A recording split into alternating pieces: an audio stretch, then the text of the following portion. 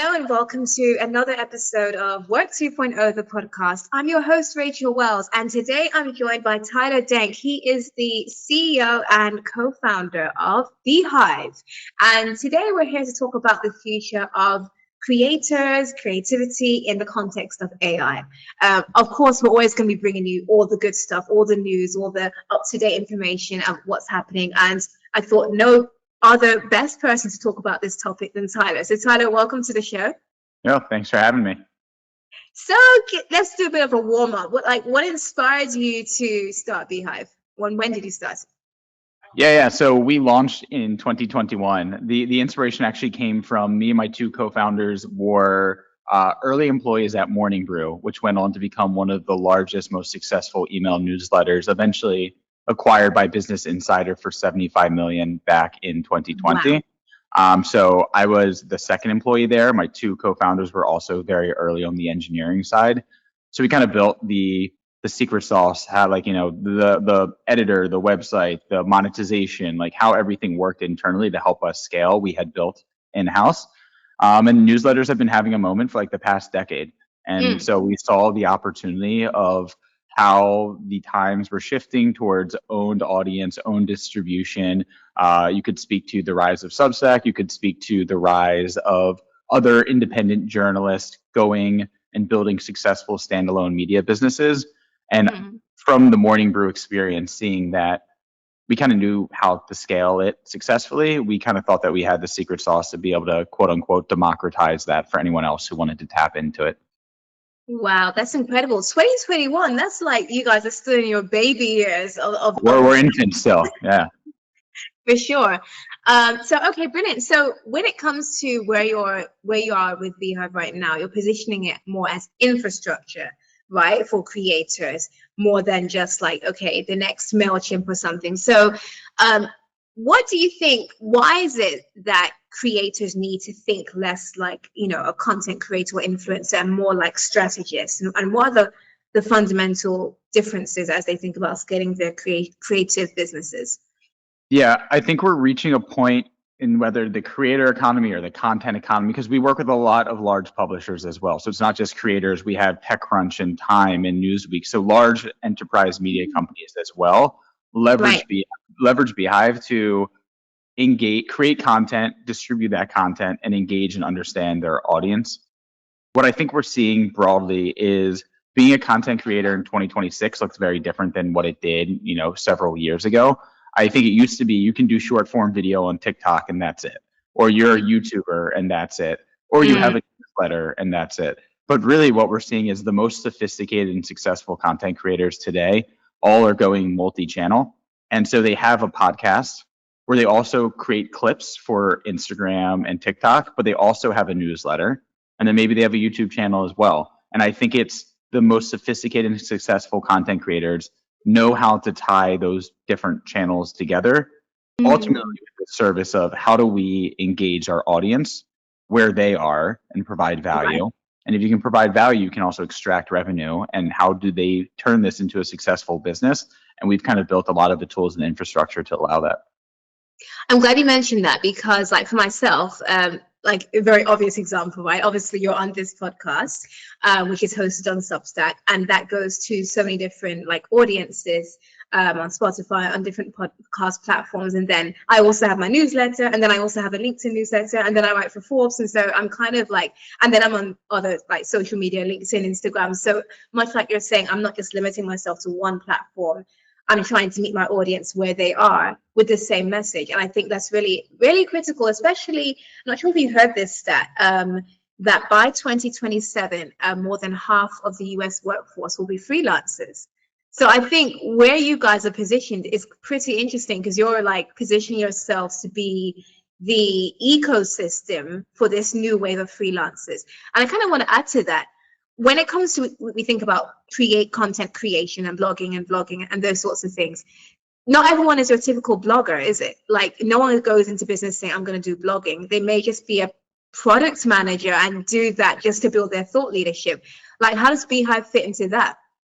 It's actually funny you bring that up. I think We've done a lot of research into like our core customers, and one of our largest customer segments is actually co-founders and CEOs, which I assume fall under the thought leadership bucket, or they do what I do because I have a personal newsletter that goes out every Tuesday to 130,000 founders, primarily in startup employees, but it's really to help build the brand of beehiiv and like the company that I'm building. So I think we're also entering this era where founder-led marketing and CEOs and leaders understand the value of creating content and content-based marketing as a way to engage with a potential customer that may not be your customer today, hoping that if they engage with your content, they extract value from your content, they one day could convert into a paying customer. You're just kind of playing a more sophisticated long game.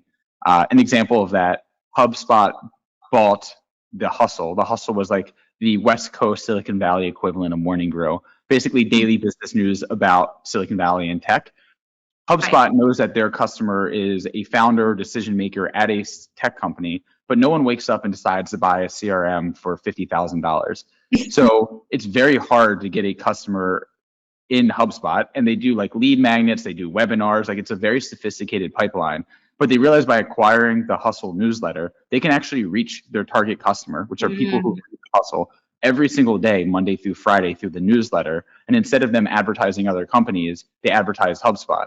So on day 100 of reading the newsletter, when your boss comes to you and says, "Hey, we need to buy a CRM," the one that's top of mind for you is HubSpot because they've invested in a very long funnel. And so I actually think that a lot of companies are waking up to like that is not the only way to acquire customers. It varies per company and per industry, but I think more companies are doing this content-led marketing, and I think it's really interesting. And to your point, I think we're very well positioned to serve them. I think that is very interesting. Do you think then, following on from that, that there's this new trend of large organizations buying out newsletters? Yes. So HubSpot has actually acquired 3 different newsletters on beehiiv in just the past year, as have a few other large companies. We had quite a lot of successful acquisitions on the platform of newsletters that were started from zero, grew to maybe 100,000, 200,000 or larger, and got acquired by either a larger media company, or what we're seeing now is exactly what you alluded to, which is larger tech and non-media companies that are using it to get that end reader, knowing that those end readers could be a future customer. That's really fascinating. I think that that's a really intriguing take when it comes to the creator economy, like you, and also what you mentioned about founder-led marketing, connecting directly with the customer. I think it gives it that personal touch. Like it's one thing having a company blog, but then when you have a blog directly from the founder, it just hits different, doesn't it? So therefore, kind of like moving on from that a bit, if we have a creator or a founder, basically like the author of this whole content creation engine, and they are running their infrastructure, their whole, like they're using AI as part of their workflow for, because you're one person, you can't split yourself across all these platforms without the use of AI. So if they're using AI to help them, obviously layered with beehiiv, where does the human voice find a place? Like what's the one thing that only they can do exceptionally well, which AI should not and cannot replace in that workflow? Yeah, I actually think I could use myself as an example there. Like my newsletter, again, it's really a transparent behind the scenes look as I build the company. So when we were at South by, or when we were at London that week, I like did a recap of my week in London, the meetings I had, like the reason why we're in the UK, why we're doing some sort of expansion. That's like not something you can ask ChatGPT of like, how is beehiiv scaling internationally? And what does Tyler think about it? Like it's kind of one of one differentiated content that is coming from my lived experiences. And like I view that as like very hard to replicate with AI. And so there's like different layers, like that's like more like experience based. There's analysis based. So like Ben Thompson from Stratechery is incredible at covering tech news, and I pay him $15 a month because I could get Meta's recent earnings, but I actually want to know Ben Thompson's take and thought and analysis on those earnings, which is what I'm paying for, not ChatGPT's thoughts on like synthesized opinions about what Meta is doing. And so I do think as content creators and publishers think about what role they play in this like AI enabled world, like the more differentiation and like one-of-one content you can create based off like expertise and analysis and experience, I think that's the part of humans. I'd push Mm, back and like how Beehive thinks about it is we don't just have like a button that you press that's like write my newsletter and it just writes it for you and sends it like and there are people who do that, and there's definitely teams that have been able to build models and ways of being like, hey, if we want to cover crypto, yeah. for example, we can use AI to aggregate really interesting content and serve that without having a full team of editors. Mm, Whether the content's engaging and great is like to be determined, and you could probably make the argument in that case they could probably just go straight to Claude or ChatGPT for that same information if that's where it's coming from. yeah. um, where we see value is building the infrastructure around what it takes to build a media company or be a successful content creator. So an example for me, and again, I just did this over the weekend. I wrote myself my first draft, took a few hours, wrote my draft. I created a skill in Claude using like the beehiiv MCP that we built to basically take in my draft, do fact checking, grammar, type, like spelling, formatting, like give me a better, basically be an editor for me. So it's like one Right. thing. The next thing I did is because the beehiiv MCP has access to all of my data and posts that I've ever sent on the platform, it can run an analysis to know what subject lines perform best. And it actually came up with really interesting data around like for example, when I use the word beehive in a subject line, it performs 5% worse. When I have a location or it's less than 3 words, it performs like 3 to 4% better. Like really interesting quantifiable data that was only Oh, made accessible because the beehiiv MCP connected with Claude. So then once I was done with my draft, I just said, can you help me create a subject line? And it gave me 5 amazing subject lines to test. So like those are like part of the things where I see like it's augmenting what I already want to do as a content creator. And then like the annoying things like I have advertisers and reporting back like how the campaign performed. It's like 15 minutes of work, but I now have an automated like agent, if you will, using the MCP. And every Tuesday it sends me a advertiser performance report that I can send to that advertiser. So the end goal is as a content creator on Beehive, you get to do more of what you want to do, which is creating content, and all of like the miscellaneous tasks that yeah. you don't want to do are kind of abstracted to like an AI. That's incredible, incredible. That's like the admin kind of things that so you can focus on that creativity, like that creativity flow.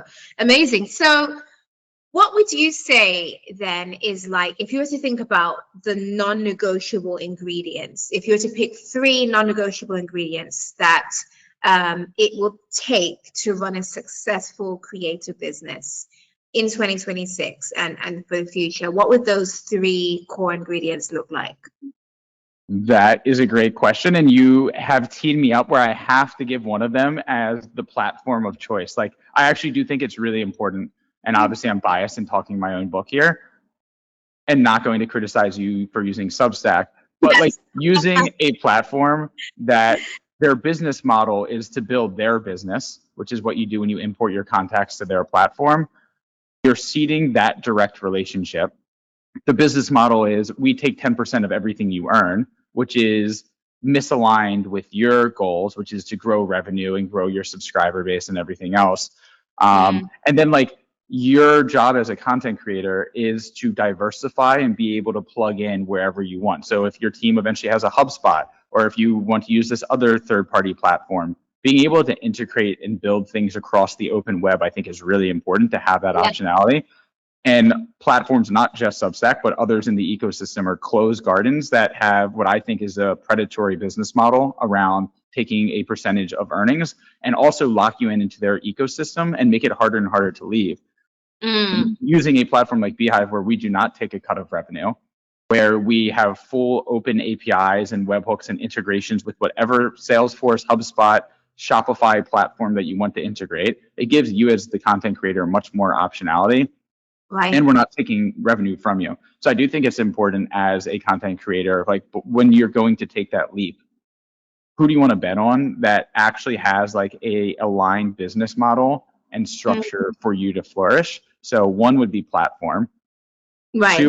Two, I think is like consistency. I think any successful content creator, whether it's Mr. Beast, who said that he posted videos for 10 years before ever any of them got like more than 1,000 views, Wow.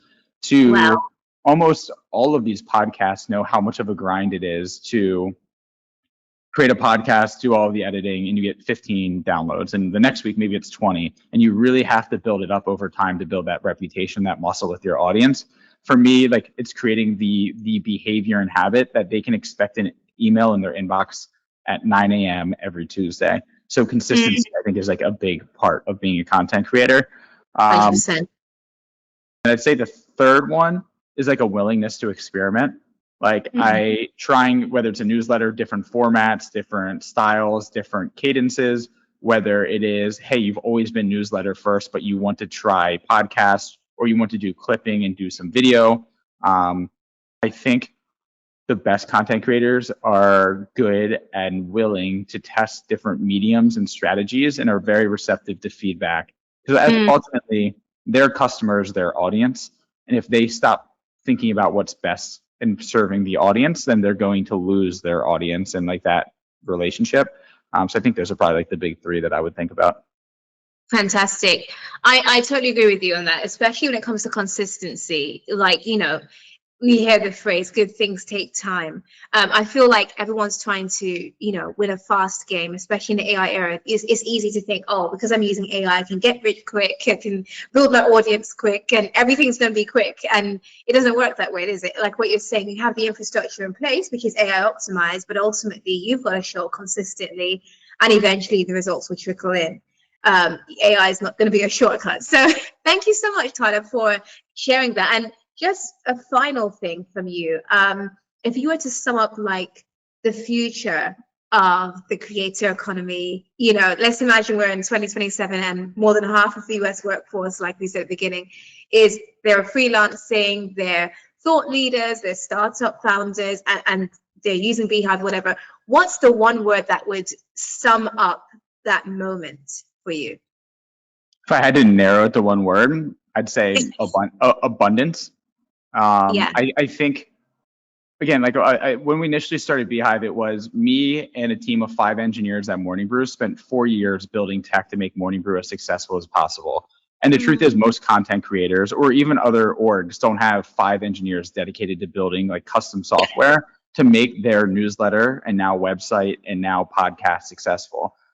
And in this short time between beehiiv launching and a few of the other platforms in the ecosystem, it's never been easier to get started for free. So there's no, outside of your time, you're not putting up thousands of dollars. You know, like how many startup companies want to launch, but they need to they need to find an engineer, and they need to find like, in the decades ago, it was servers. Like there's a lot of upfront costs to starting anything.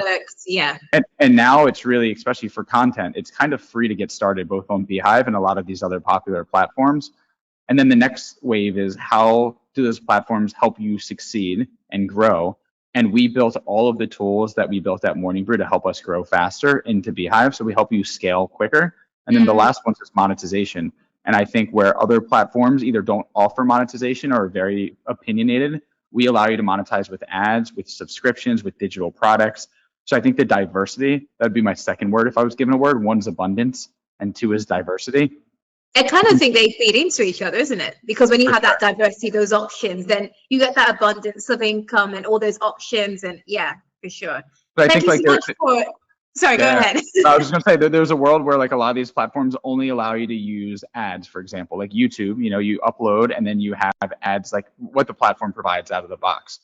I think giving more optionality and diversity of revenue and opportunity for these content creators is like really important, because there isn't a one size fits all. That's what makes my job as hard as it is. Every content creator I speak to is totally different in the types of content they're creating and how they want to serve their audience in what they want to accomplish. And so it's my job to build the most expansive and flexible platform that can serve to TechCrunch and a hobbyist who's starting out to write about politics. So it's difficult, but yeah, I think that's what we're excited about. Wow, what a mission. Thank you so much for lending your time to this podcast. And for those of you who enjoyed listening or watching this episode, feel free to leave your comments or questions below, and I will try and direct them to Tyler and see if he can respond. Also, don't forget to share this episode with a coworker. Don't forget to rate this episode wherever you've listened to it. Rate the podcast, share it with your friends, comment and share on LinkedIn, and follow us so that you can keep up to date with what's happening in the world of work and AI and the future of work, so you can be prepared for what's happening next and how it's going to impact you. And I'll see you next Monday on Work 2.0, the podcast.